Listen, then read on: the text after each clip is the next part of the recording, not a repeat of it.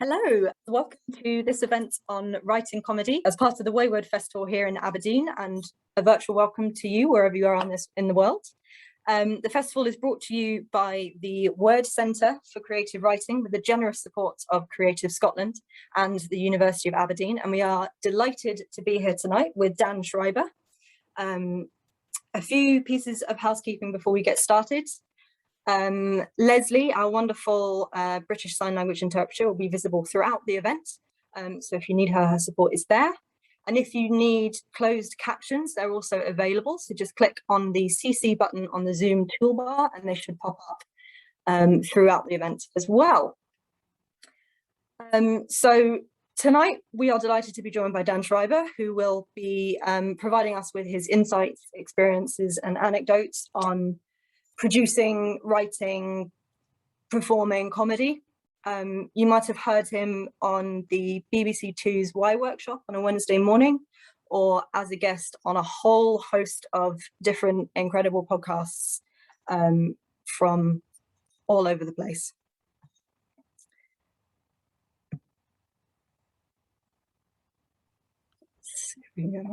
Hi, sorry. I couldn't find the buttons on my thing. Hello everyone. Hi. Thanks for having me, Mabel. It's great to have you here. How are you doing today? Yeah, very good. My son has just turned 4, so we had a birthday party. So up until about half an hour ago, I was in a Spider-Man costume and being beaten up with piñatas with the stick. There was a little girl called Tilly who absolutely whacked the hell out of my fingers. So I'm sort of slightly beaten up, but yeah, very excited to be here. Hi, everyone. Amazing. So a quick outline of the event that's going to happen. So we're here for about an hour. The first part of that, me and Dan will be having a little chat with some of the questions that I've got prepared. But then we'll be passing over to you guys with the Q&A. So if you have any questions, please feel free to drop them into the Q&A function on the Zoom toolbar, and I'll keep an eye on them and we can go through them at the end. But if you have the questions at any time, just pop them in.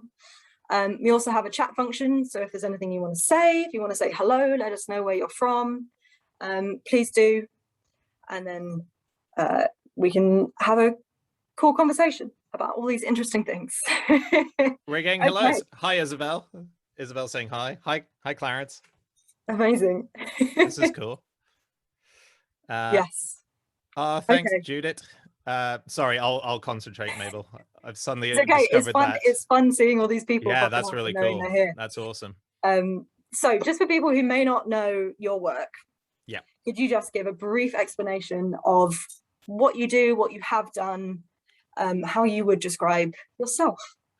Yeah, well, I mean, at the moment, I would probably say I'm a podcaster, mainly. That's what I've been doing for the last 7 years. And it's slightly ever shifting, is as often happens if you work in media. You sometimes you follow your nose and slightly go in different directions. But for the last entire career that I've had, which is my entire life, is basically comedy fact is the kind of mix. It's information and comedy. And I started when I was 19 years old with QI, which had just started on TV. So when I joined QI, it was before the first series of QI went out. It was already filmed, but I'd never seen it. And I'd met the founder, who is a guy called John Lloyd, who is like when I met him, it was meeting a hero. You know, he's the guy who produced Blackadder and Spitting Image and Not the 9 O'Clock News, and he co-wrote 2 of the original episodes of Hitchhiker's Guide to the Galaxy with Douglas Adams. Wrote a couple of books with Douglas Adams as well, Meaning of Life and Deeper Meaning of Life. So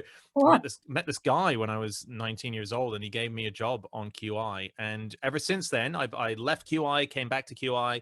No matter what I've done, it's always been comedy and information mixed together. So I'd say writer, producer, performer, stand-up, but it's all comedy info is the thing. Yeah. And is it something you've always wanted to do? Have you always been interested in comedy? Yeah, definitely. Always since the get-go. I mean, definitely, I know since the age of like 9, I knew I wanted to do comedy. I didn't know in what respect. I just wanted to be around it. And the fact that I got to get into it and do it myself you know, on stage was just something that happened as a result of growing up and deciding and trying and all that sort of stuff. But all I knew was I just wanted to be around funny people. I just feel Yeah. like, you know, you find your little things in life where they really make sense. And that could be a style of music, or it can be a type of book, or it can be just sport, whatever it is. For me, it was making jokes or laughing at jokes, or like getting someone to say, tell that joke, made sense of the universe to me. It's my favorite thing. So Yeah. yeah, since the Amazing. get-go. It's always nice when there's an element of knowing what you want and being able to do it. You know, it's Yeah, like absolutely. satisfying. Absolutely. I mean, like, it feels like a weirdly deep thing to say so immediate in a conversation, but I feel like as a podcaster, that's the one thing that's kind of changed the game. Because, you know, as a 9-year-old or as a 14-year-old, when I genuinely knew what I wanted to do, you didn't have an outlet. Like, where did you do it? You did it at school, Hmm. and that was great. And it's just so cool that any person now can just grab this and Yeah. have any computer, and they can record themselves and they can upload it. And even if it goes nowhere, it's just satisfying a Yeah. thing that was either unavailable to you before, or it seemed unavailable if you couldn't work out how to do it. So Mm, yeah, mm. It's an act of creation, and there's always something enjoyable about that. exactly. And there's so many dickheads now going, oh, there's too many podcasts out there, there's too many. Fuck off. It doesn't Yeah. matter.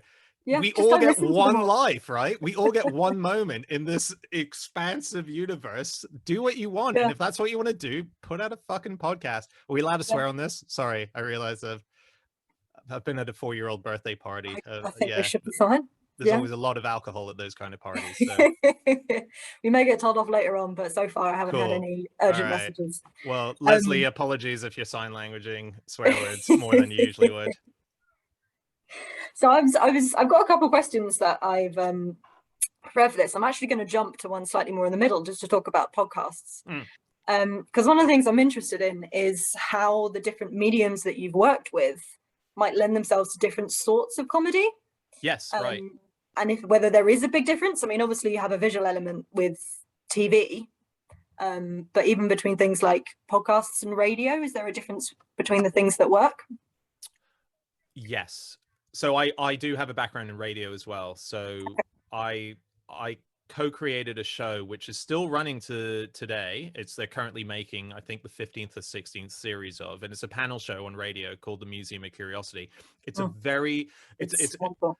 oh, thank you. It's a show that I'm exceedingly proud of, in terms of I'm so excited, not even if the show is any good. I'm so excited that I was able to execute a lot of interests into Mm, one space and make it at least work to the point where it wasn't. I mean, Archer fans on Radio 4 hate it. It's always before the Archers, and they just absolutely hate it. So that's most of the feedback that we get. So I have to kind of go past the Archer yeah, bubble to yeah, work out if it's any good. But um yeah, it's a show where we get intellectuals, or we get, like, kind of what I was saying before when I was saying whatever your passion is about in life, and just get people interested in what they do, coming together and talking about something interesting and very, I mean, just, I'm sidestepping from your question a second, but like, it's good.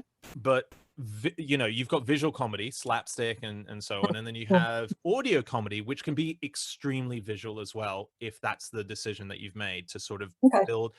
build through the words the landscape to make it visual. So Museum of Curiosity, the Museum of Curiosity is an impossible museum, and the show was effectively created as a sort of sister show to something like Desert Island Disc. The main question being, if you could put one thing into a museum, no matter how impossible it is, one thing, what would it be and why? And that's a really interesting question if there's no boundaries to the physical object that you could put into a museum. So, like, Mm, we've had physicists come on and put nothing into a museum. What's really exciting about that is that in itself is kind of like, I'm putting nothing, the concept of nothing, which yeah. is a really, we can't even properly conceive what nothing is. So the question to the physicists, how do you then put nothing into a museum? Mm, What's that room? And it mm, gets them thinking differently. It gets them thinking comically, because that's a comedian's job, to try and work out that kind of boundaries. It's using a different bit of their brain.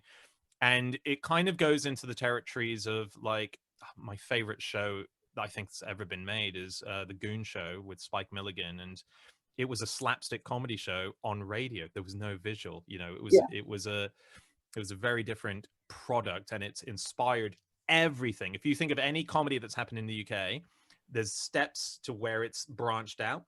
The Mhm. Goon Show is almost like at the heart of modern day comedy.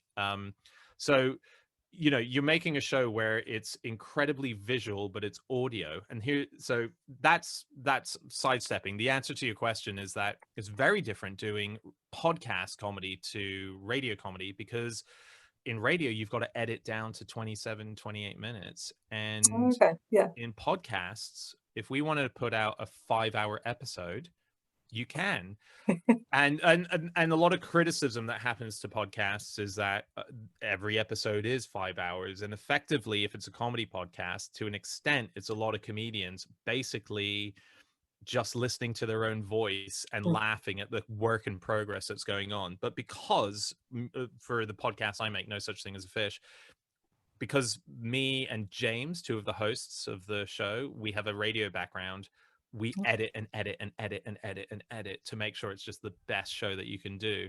But the beauty is in podcasting is you can afford to make mistakes. You can afford to be loose and try things out. You can't really do that as much in radio, because, you know, Museum of Curiosity gets 6 episodes a year, and we get 52 as a podcast. You know, that's the, or we get 7,000 if we choose it in podcasts. Like, it's up to us. Yeah, so that sort of freedom of the format is really useful for comedy in podcasts then.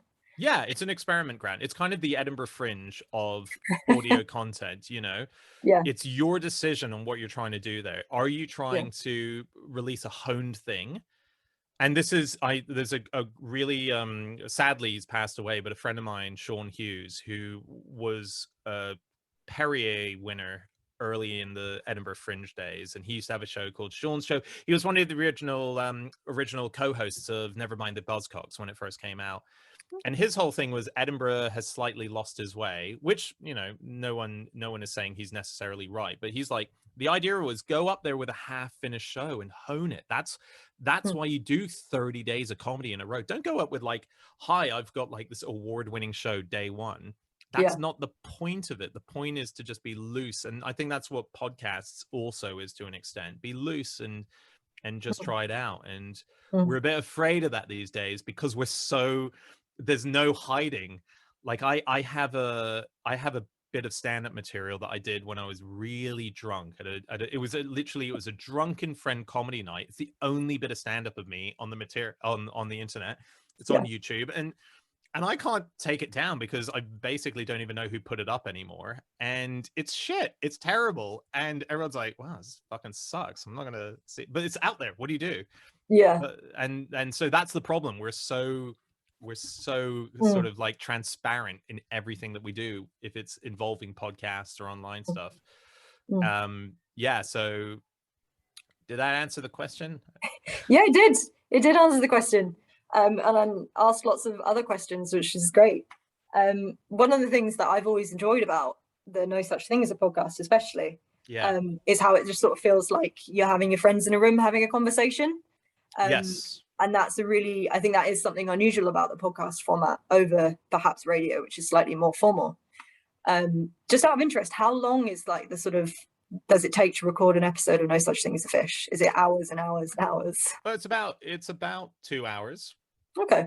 And the reality is, like, if we released the show as just, you know, we've been going 7 years now. We know each other inside out. We've been doing it over Zoom since lockdown, and that was a new experience of having to learn not to, you know, you and I are much easier in not speaking over each other because, and Leslie is absolutely just talking the whole time, but she's not interrupting, right?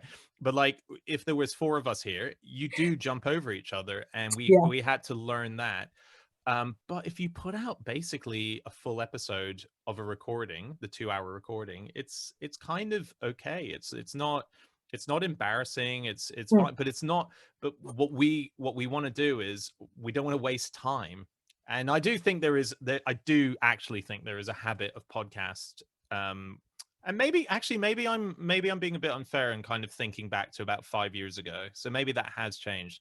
The culture has encouraged editing and so on. But anytime we're ever asked a question about podcasting, it's like, what's the secret to a good podcast? Edit. Yeah. Just edit. Take out the boring shit, take out the double jokes, take out the stumbles, take out the little ums, bring it down, because you're still using people's time. It's if you're trying to get something across, it's no use listening to someone just play with it in their head and get it out. If it takes 15 seconds for them to finally get to the joke, lose that 15 seconds and let them get there. And you know, it's an intimidating thing as a result, because that's why everyone thinks people who come on Radio 4 are the most eloquent people in the world. They're eloquent because there's no time for them to be divvying about, just going, you know, they need, that's cut out. Everything is cut on radio. Yeah. Yeah, I mean, I feel like the more I learn about creative arts in any element, editing is always the thing that it comes down to. And that's sort of where the final everything comes together, and it makes it into a thing rather than just sort of chit chat, I guess. Well, we do things on Fish, which we do on Museum of Curiosity, which is, you know, you'll have, let's say, a linear 30-minute conversation to play with within the editing. And then suddenly, because on our show we don't share the information that we're going to talk, so anyone who's not familiar with No Such Thing as a Fish, what we do on the show is we each come, it's 4 of us, and we all work for QI, so we all are constantly looking for interesting facts. And the idea is that each episode, the 4 of us, me, James, Andy, and Anna, bring a headline fact, like a fact that we just think this is just a kick-ass fact. Let's talk about this.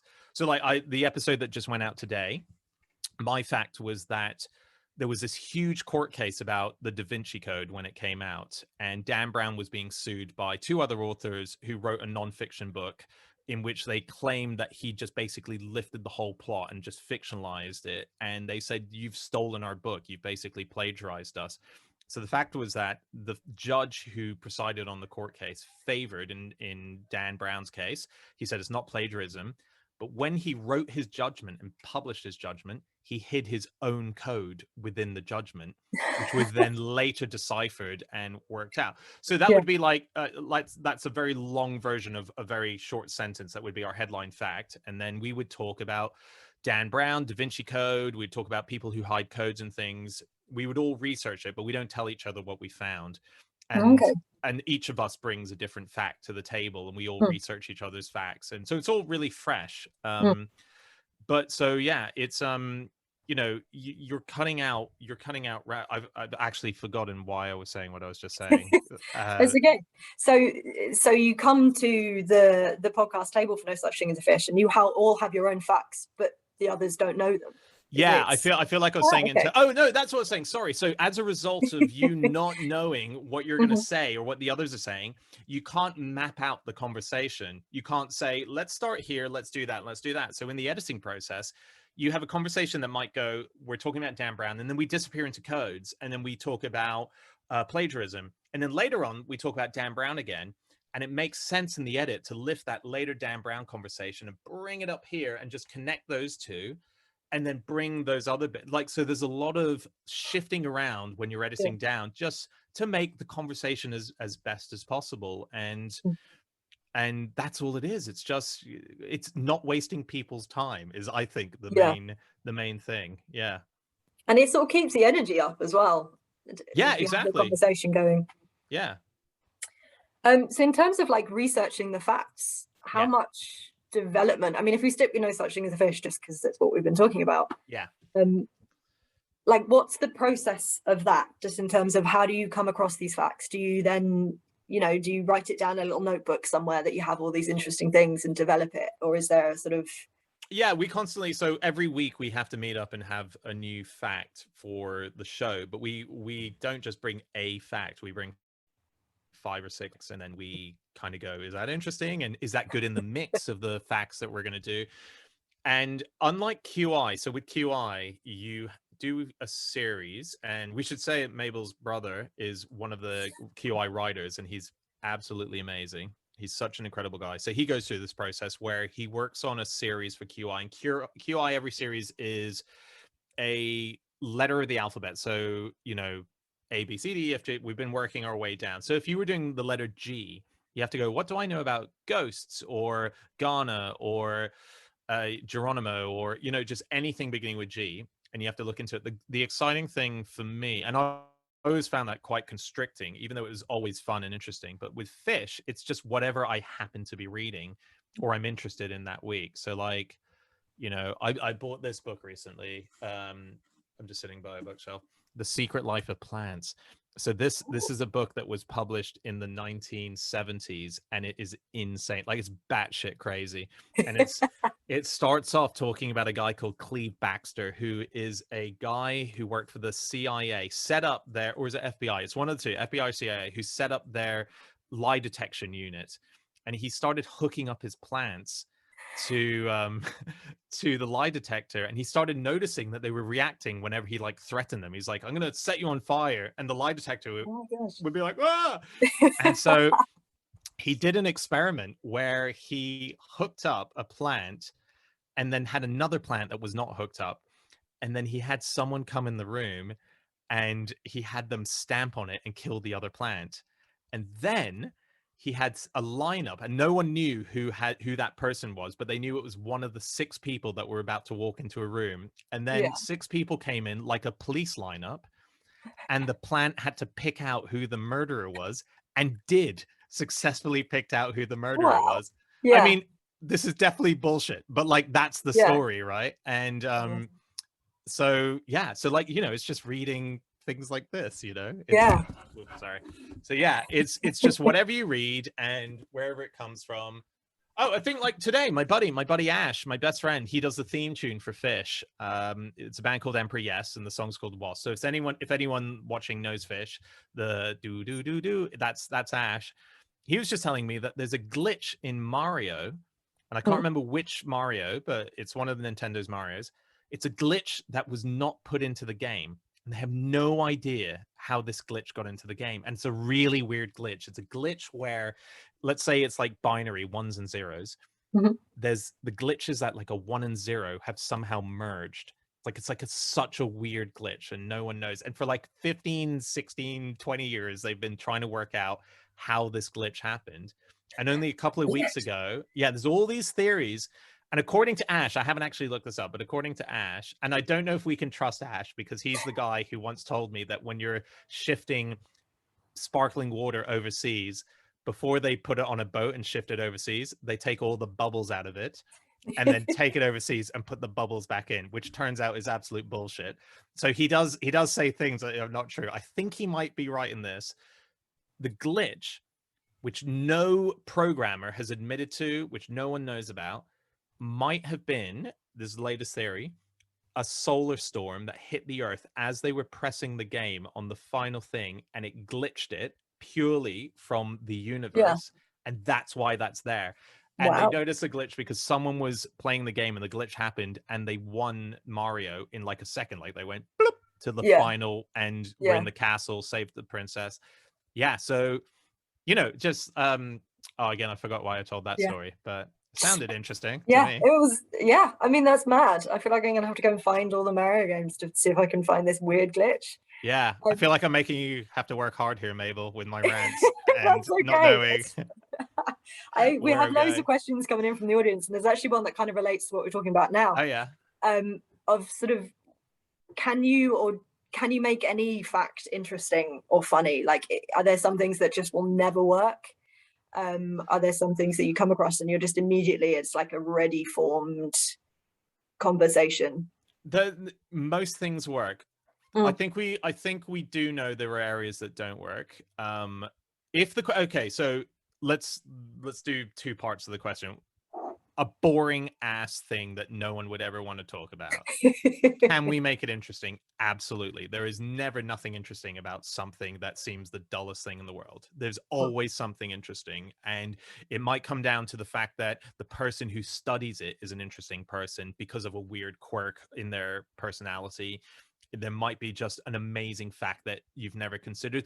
The weird thing that seems incredibly boring might actually be incredibly consequential to how society runs, and you just didn't realize. That's covered. But the areas that we can't and choose not to talk about, or when they kind of dip into things that revolve around tragedies and, you know, questionable characters because of their conduct, you know, with, you know, sexually, or, you know, there's things where you're like, that's an interesting person, they've done an interesting thing, but do we want to talk about that person because the rest of their life we feel, you know, is not wasn't a good life, you know, and that those, so consciously we stay away. But like in terms of like, is a, you know, if you said a walnut or a cable, or, you know, yes, of course it's interesting. Like there's no way it's not interesting.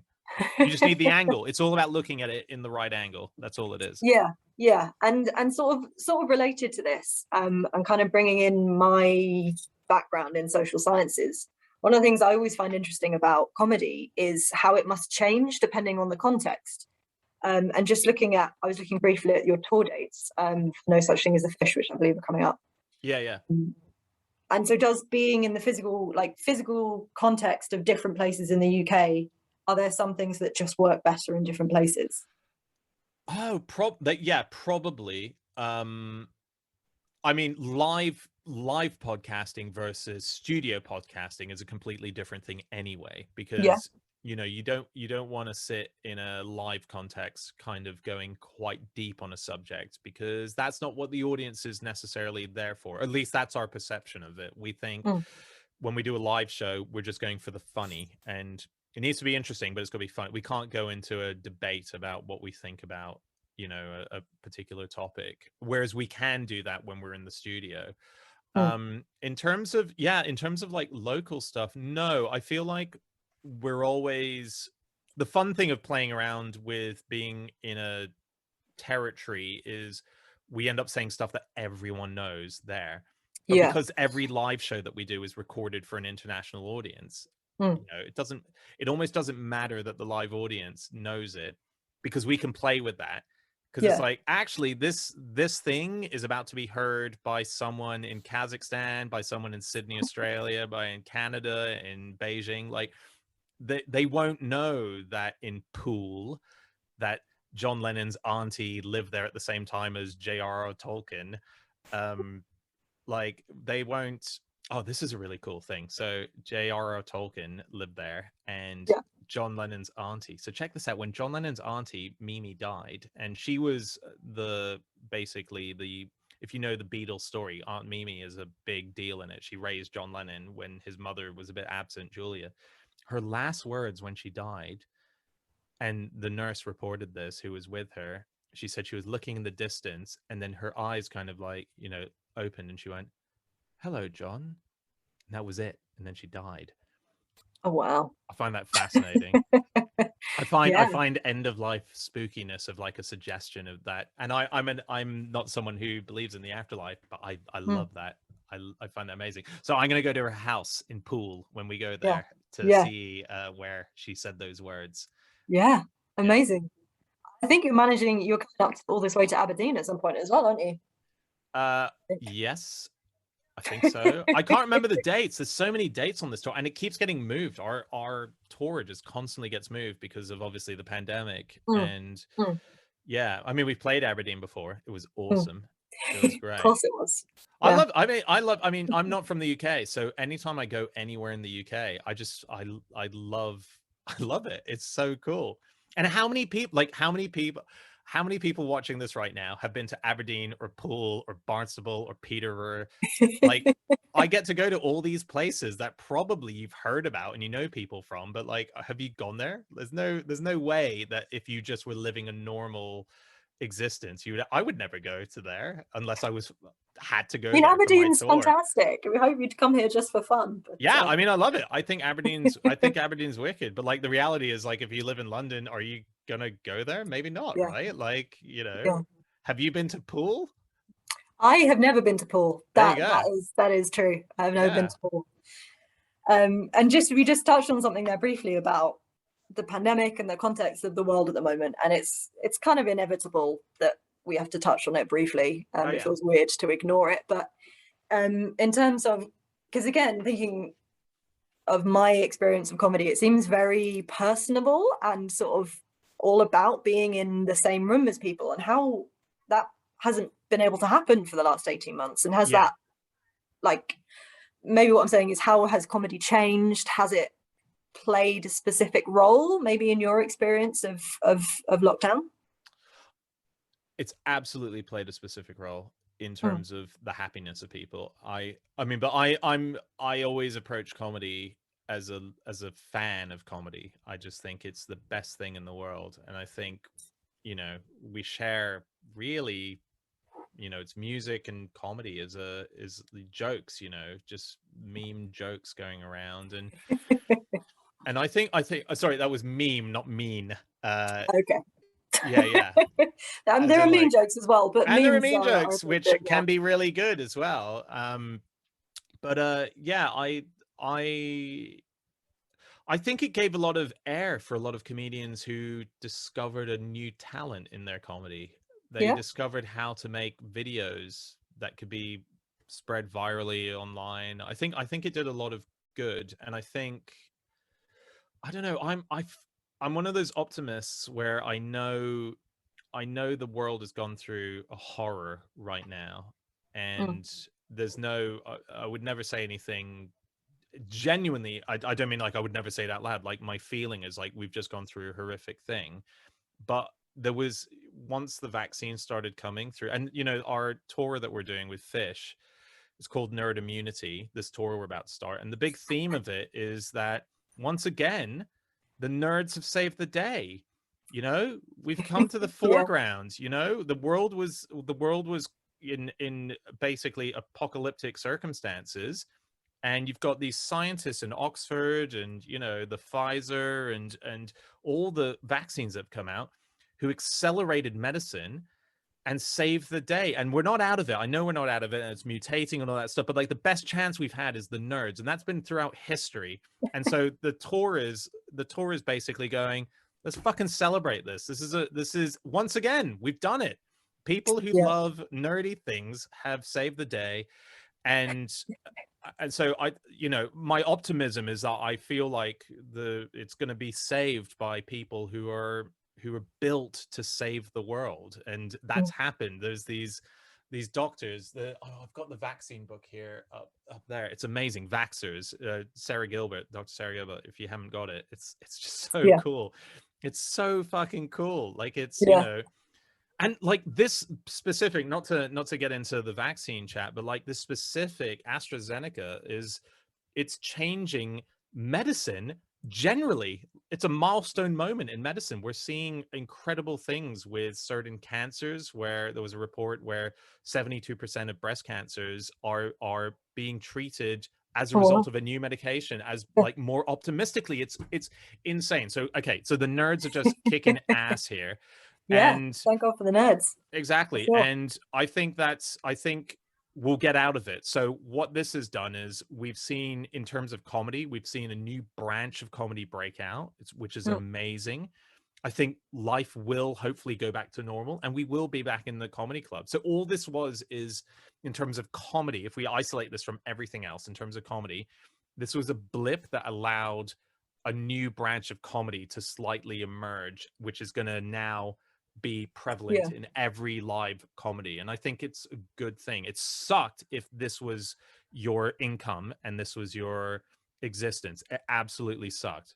And I hope that there were enough comedians who were doing well, who kind of put funds into places. I certainly tried as much as I could in the early days of the lockdown to buy me a coffee, you know, those things. If I saw that from a comedian friend, and I was able, fortunately, through being employed, to help out, I always tried to do it, because I really care about it. I really feel like without the funny people, we're in trouble. We're in trouble politically, because we need the funny people to point out that they're going wrong.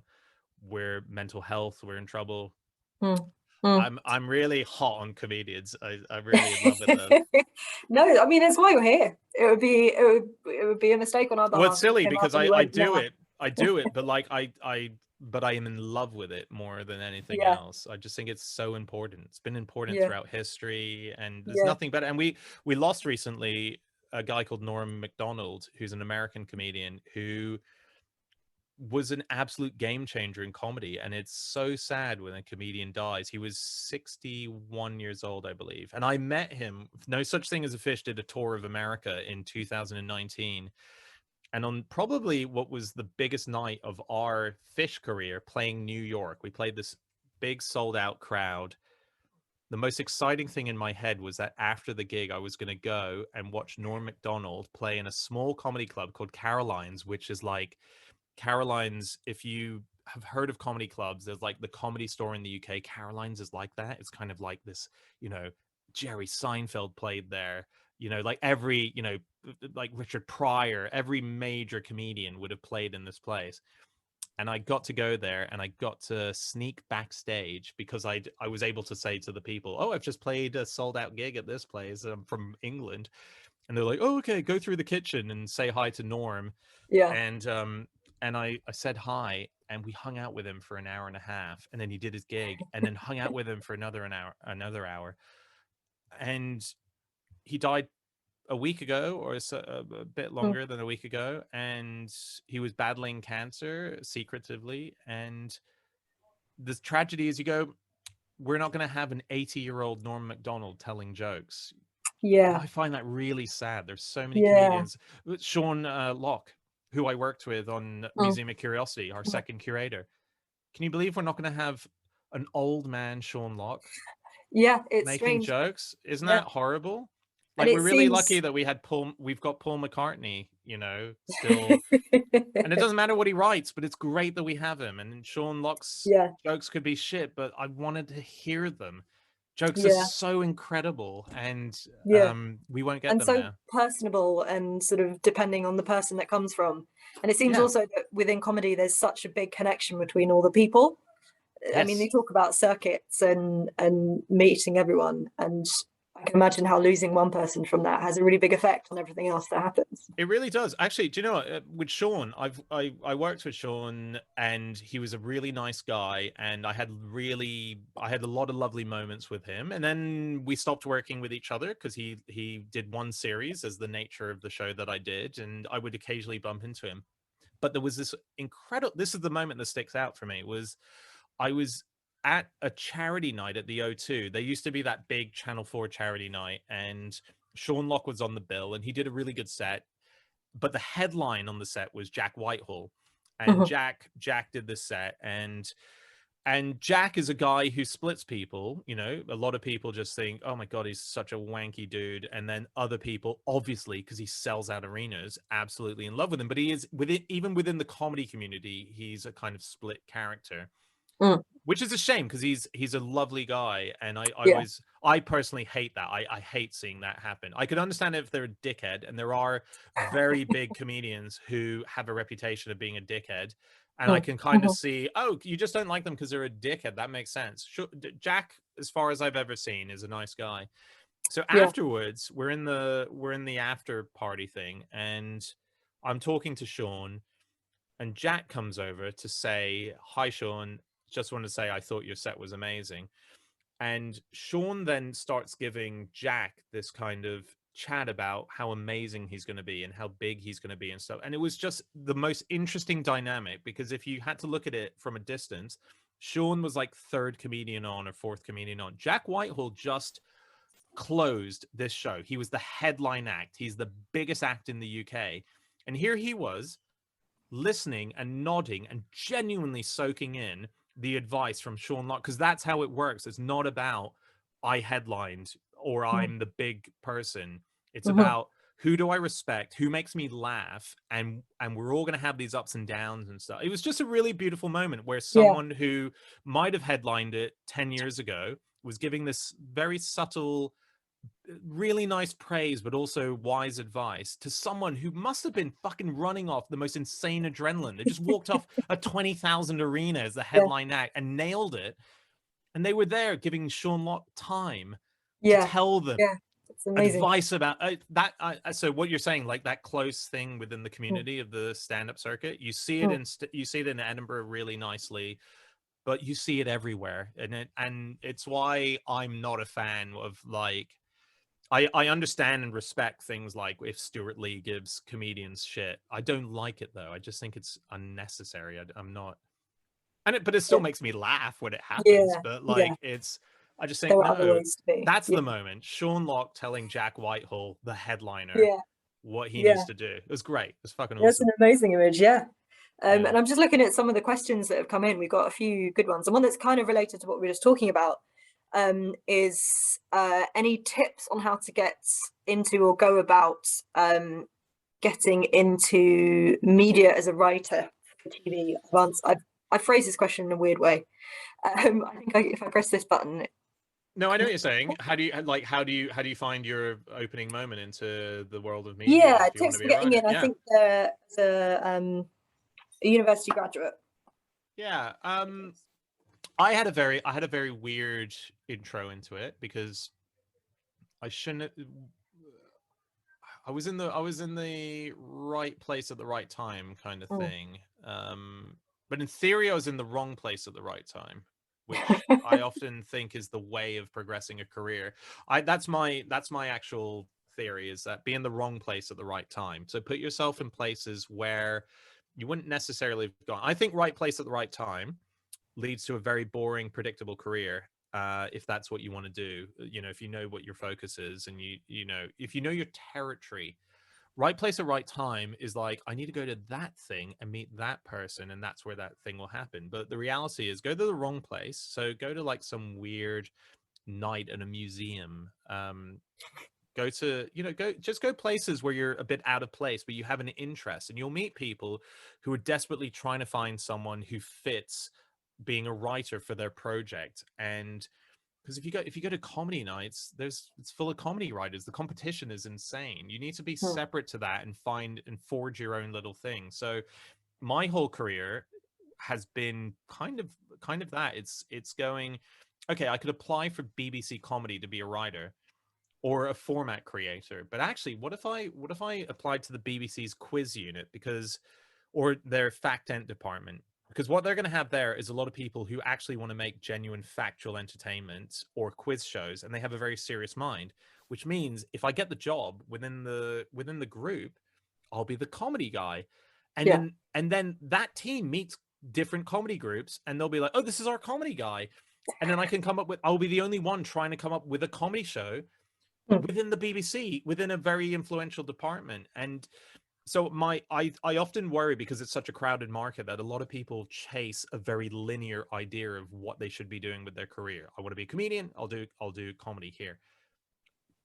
Work out what your interests are in comedy. If it's not strictly just I want to write a sitcom, if it's like, wouldn't it be interesting to collaborate with someone who's in a natural history department, or going to talks and being, I don't know how else to put it other than to say, I really feel like an alternative route gets you further than the very basic route, because Yeah. there's so much competition in the basic route. Mm. It's really often quite hard to weed it out and work out where the true talent is.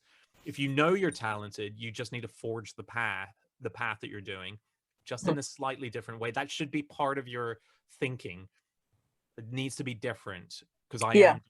that's the way. Yeah. Yeah. Yeah. No, I think that's a really, really interesting insight, and like a different way of thinking of approaching a career, and especially I think in arts, is there are so many different ways that different art forms intersect, that you can access an art form from lots of different ways. Yeah. So another question they've had that's quite interesting, is slight change of topic, but as a parent, what do you think about comedy in kids shows and sort of kids comedy and that kind of thing? That's such a good question. Physical always makes my son Wilf and I laugh really hard, and surrealism. It Mm. I don't oh God, that is so interesting a question to me that I'm not even ready to kind of pretend I know the answer to it, because kids are just a phenomenal brain. They're so Mm. mushy. They're so, we like the other night we were in bed, my eldest boy Wilf, and I have a 1-year old Ted. So Ted sleeps in a cot, and my wife and I sleep with Wilf in the middle at the moment. It's so fun. We tell stories at night, And the stories are literally like, we told a story the other night where it was my wife had parachuted out of a plane and was stuck in a tree, and then Will went up to get her, and then it was a series of uncles that don't exist that come to try and get them out of the, there's a, oh, we need someone to get you out of the tree. Who's coming? It's Uncle Banana. What? Uncle Banana, what are you doing here? We don't need bananas. Oh, I've got bananas to get them out. We can't. And it was just like, Uncle Sausage is here. I brought sausages. No, Uncle Sausage. And there's no gag. It's just a series of silliness, which just makes him piss himself. And I would never be like at the end of that going, honey, can't wait to do my whole new Uncle Banana act in front of, like you would never transfer that to anywhere. It's so personal. And so when you see it on TV, like our favorite thing is the Wiggles, who are just brilliant, an Australian. Like you have Mabel, you have no idea who the Wiggles are. No. If you were a parent, if there's any parents watching right now, Hey Dougie, Paw Patrol, the Wiggles, In the Night Garden, like these things, they're not comedy, but like they hit with our kids. Like they absolutely identify every emotion that nothing else does. It's incredible. And I don't know. I used to think I knew the answer to what made kids laugh, and now I really don't know. It's surrealism, it's Goon Show, it's a very different sort of way of thinking kids have, it's like you're watching connections being made in their head which are unlike anything, and they're I don't know, it's so interesting. Sorry, I can't give a good answer to that because it's just it was a great answer. It was a good one. It's a tricky question, but it is interesting. It is interesting to hear. I'm just looking at some of the other things we have. I mean, this is a question I always like to ask. Do you have a favorite joke? Well, my favorite joke is my son's favorite joke at the moment. Again, that's kind of like, that's a weird thing that changes in your life where like, obviously I'm in love with jokes, but like the one that makes me laugh is the one watching my son tell to other people. So this is the joke. So you'll have to play the respondent here. Okay. Yeah. Okay. Knock, knock. Who's there? Europe. Europe who? No, Europe who? It's a great joke. Yeah. Simple.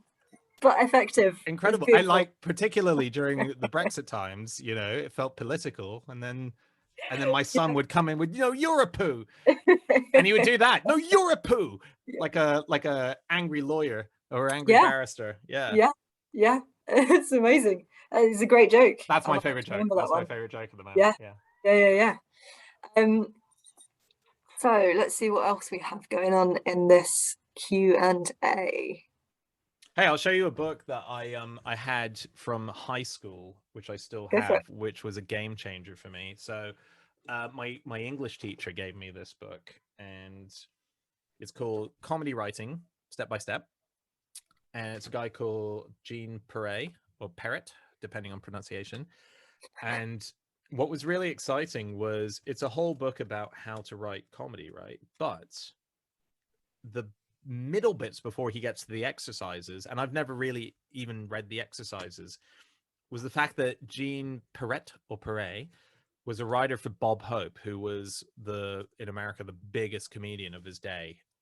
Ginormous. Like it's almost embarrassing to have to say who he was. It's kind of like saying he was Ricky Gervais and like having to explain who that was to a modern audience. Like Bob Hope is ginormous.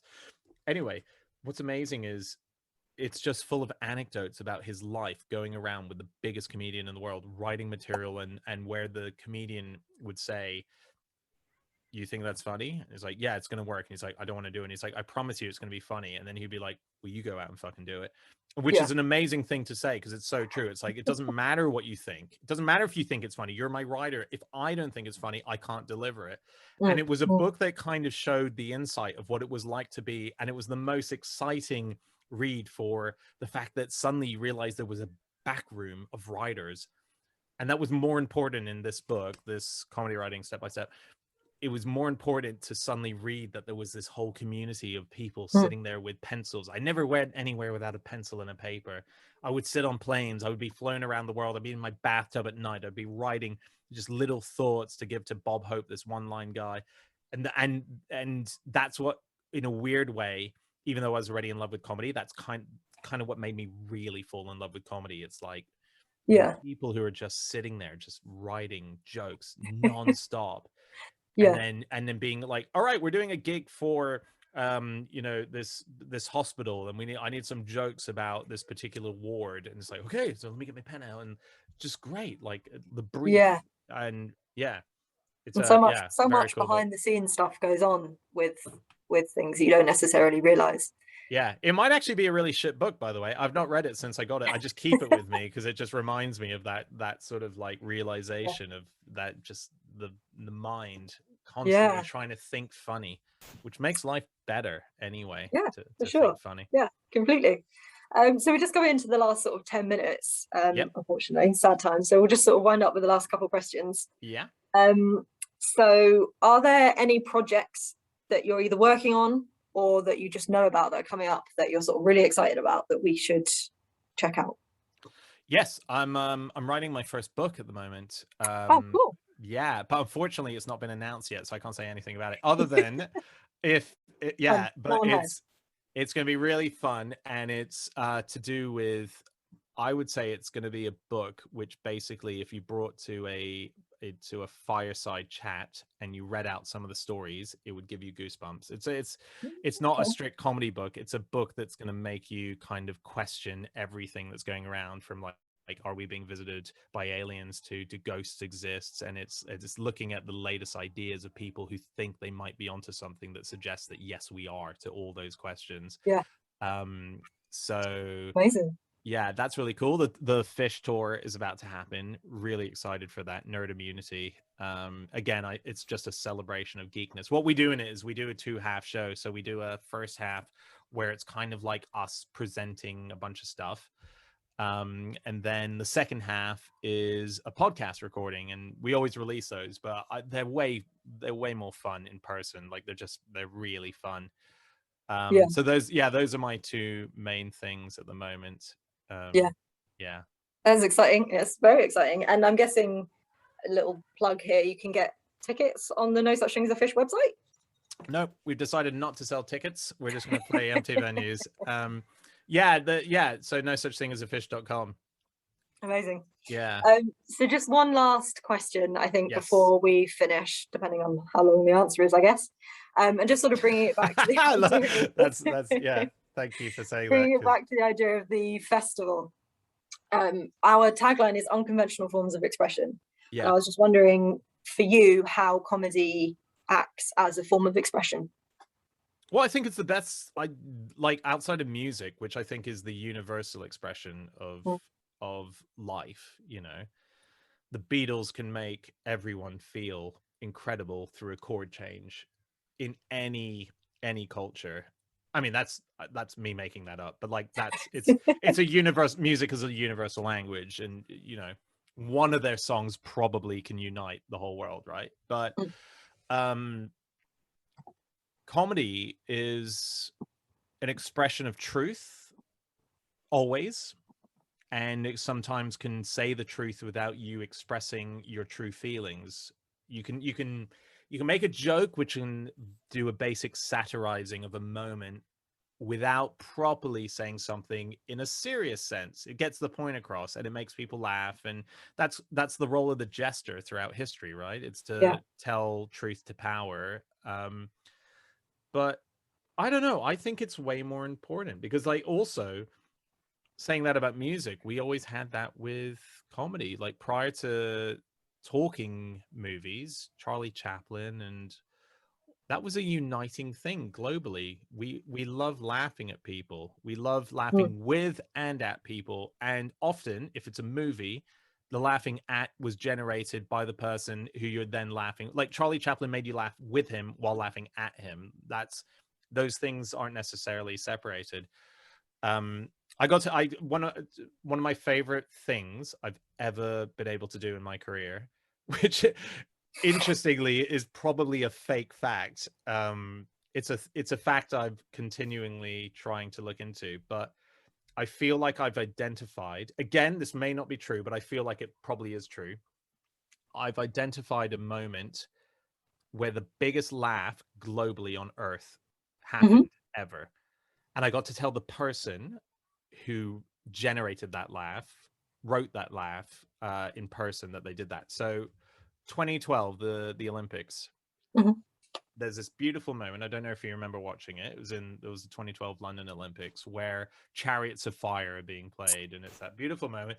And then you hear that dung dung dung dung dung dung dung dung dung dung dung dung dung. Yeah. It hands up, and then suddenly there is Rowan Atkinson. Dung dung dung dung dung. So Rowan Atkinson, Mr. Bean, when I grew up in Hong Kong, was on every single TV every day. Not every day, but like it was part of our culture in Hong Kong. And you go to China and everyone knew him. Do Xianseng, everyone knew Mr. Bean. He is one of the most recognized faces in the world. So that moment when dung dung dung dung dung dung dung, and it came up and it panned, and you hear the laugh in the O2, and I remember seeing that live and pissing myself. It was just like, fuck yes, what an amazing moment. I reckon in my head, if a spaceship of an alien species was passing our planet that moment, they would have heard a global laugh happening, because in China and in India, in America, everywhere would have laughed at that single moment. What an amazing thing that comedy did in that moment to unite. And Richard Curtis wrote that, and I was very lucky to chat to him not too long ago. And I said, I have a theory that you created the greatest laugh on this planet. And I think that's what comedy is. It's a uniting thing. It's you can transcend. If you're in an elevator with 7 people who speak different languages and someone farts, that's going to make everyone laugh. That's united everyone. It's hard to do that with many other things, and it's hard to create an emotion with that. So for me, it's really important, as I've been saying very almost like religiously throughout this whole thing. I really feel like it, and it's also quite unique to humans. And what I mean is to species on our planet. There are not any species, as far as we can tell, who are telling jokes to their other friends. There's like, it almost seems a unique thing, as far as we know, in the universe right now. Given that we don't know if there's any other life, we assume there is, but right now, laughter and jokes is something that we do better than anyone else in the universe. So we should be really proud of that. Yeah, we should. It is a wonderful thing to be proud of. And Did I give you a long enough, insanely long answer? Yeah, that was perfect timing. I was just about to say that feels like a great note to end on. So yeah, thank you so much, Dan. It's been really lovely to talk to you this evening. You too. And I hope you guys enjoyed that. There are just a few little Oscar speeches of thank yous I need to say. So for the University of Aberdeen and Creative Scotland for supporting and funding this festival and this event. The wonderful Leslie, who we always get to sign her own thank you to herself.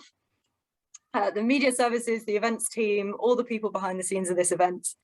Hannah, Kirsty, the rest of the wonderful Student WayWORD committee. Our festival creative director, Helen Lynch, you wonderful audience, wonderful Dan, thank you so much for being here. Have a good evening. Bye everyone, thanks for tuning in.